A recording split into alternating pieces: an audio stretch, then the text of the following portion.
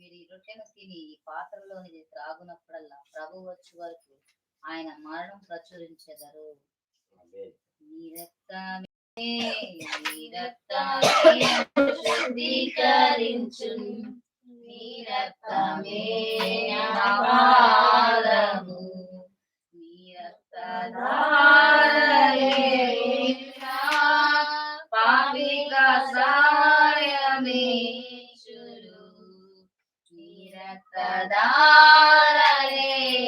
నా పాపిక సాయమే చును.